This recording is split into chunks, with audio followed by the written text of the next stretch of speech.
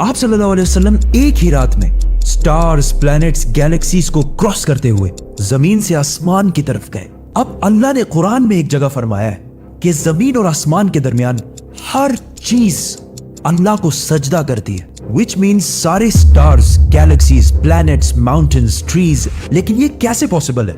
सजदा तो इस तरह होता है। और कभी स्टार्स और प्लैनेट्स को हमारी तरह इबादत करते हुए किसी ने देखा है? लेकिन अल्लाह ने कुरान में बार बार कहा है कि ये सारी चीजें अल्लाह की इबादत करती हैं। तो यूनिवर्स के इन सारी चीजों में कोई ना कोई बात कॉमन, एक जैसी जरूर होगी।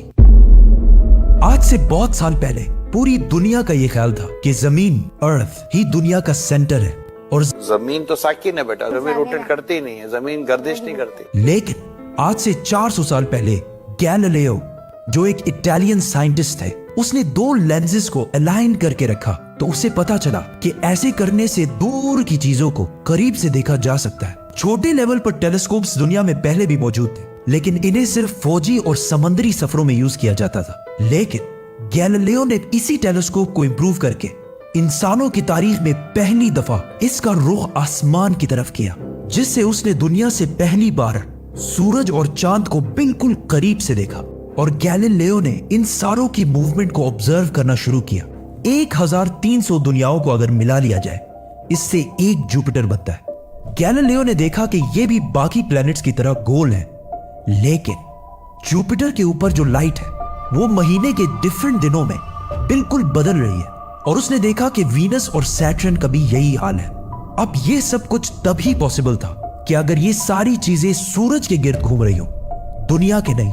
गैलीलियो ने ये बातें पूरी दुनिया को बताई कि यूनिवर्स का सेंटर दुनिया नहीं बल्कि सूरज है। लेकिन इस बात को सुनकर यूरोप के सारे चर्चेस उसके दुश्मन बन गए, क्योंकि उस जमाने के पोप का ये ख्याल था कि जमीन ही यूनिवर्स का सेंटर है। और सिर्फ पोप का नहीं, पूरी दुनिया का ये ख्याल था। जमीन तो साकिन है। जिसकी वजह से गैलीलियो को चर्च से ये सजा मिली कि वो हमेशा के लिए घर में बंद कर दिया जाएगा। लेकिन गैलीलियो ने अपना काम जारी रखा और उसकी इन रिसर्चेस को बाद में पूरी दुनिया ने माना। इवन पोप ने भी गैलीलियो के मरने के 350 साल बाद पूरी दुनिया के सामने उससे माफी मांगी और कहा कि हम गलत थे और आप सही थे।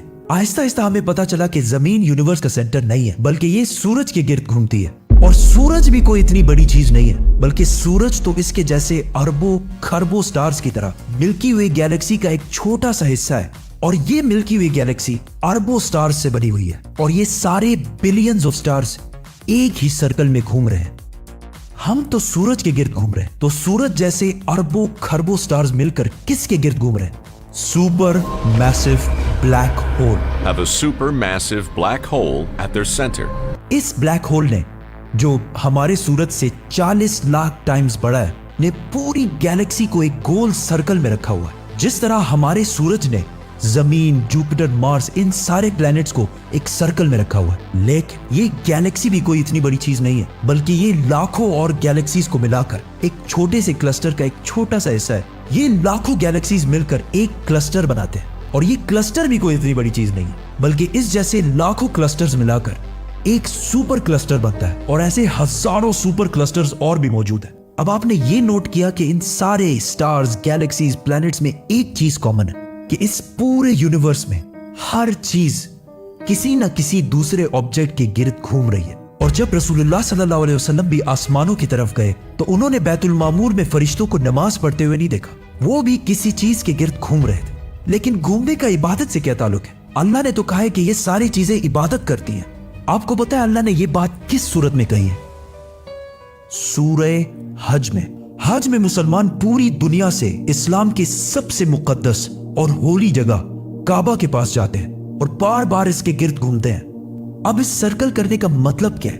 जब मुसलमान काबा के गिर्द घूमता है तो वो उस वक्त अकेला नहीं घूम रहा होता, बल्कि चांद, प्लैनेट, स्टार्स, गैलेक्सीज, क्लस्टर्स सारों के साथ एक ही इबादत में शामिल हो जाता है। तो ये सारी चीजें हमारी तरह इबादत नहीं करती, बल्कि हम मक्का जाकर इनकी तरह इबादत करते हैं। लेकिन इस आयत में तो लिखा है कि ये सारी चीजें अल्लाह को सजदा करती हैं। सजदा का मतलब सिर्फ हमारे वाला सजदा नहीं है, बल्कि अल्लाह के निजाम के मुताबिक चलने को भी सजदा कह सकते हैं।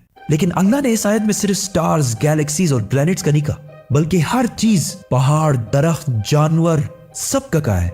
ये तो सर्कल्स में नहीं घूमते।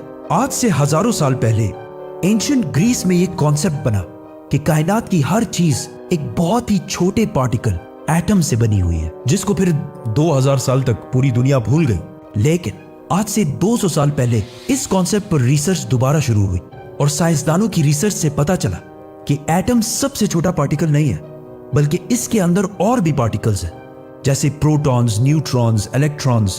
प्रोटॉन्स और न्यूट्रॉन्स हमेशा एटम के सेंटर में होते हैं और इलेक्ट्रॉन्स हमेशा इनके गिर्द घूम रहे होते हैं, ऑलमोस्ट बिल्कुल उसी तरह जिस तरह प्लैनेट सूरज के गिर्द घूमते हैं और स्टार्स ब्लैक होल के गिर्द घूमते हैं। जिसका मतलब है कि कायनात की हर चीज चाहते या ना चाहते हुए किसी ना किसी चीज का तवाफ कर रही है। और जब कोई मुसलमान काबा का तवाफ करने जाता है तो वो कायनात की हर छोटी से छोटी चीज, जैसे एटम के अंदर इलेक्ट्रॉन से लेकर कायनात के सबसे बड़े ऑब्जेक्ट्स, प्लैनेट्स, स्टार्स, गैलेक्सीज और इवन बैतुल मामूर में फरिश्तों के साथ एक ही इबादत में शामिल हो जाते हैं।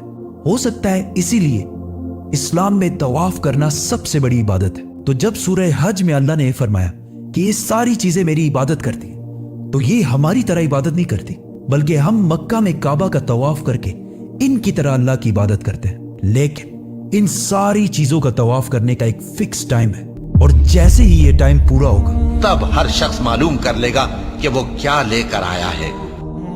सब्सक्राइब।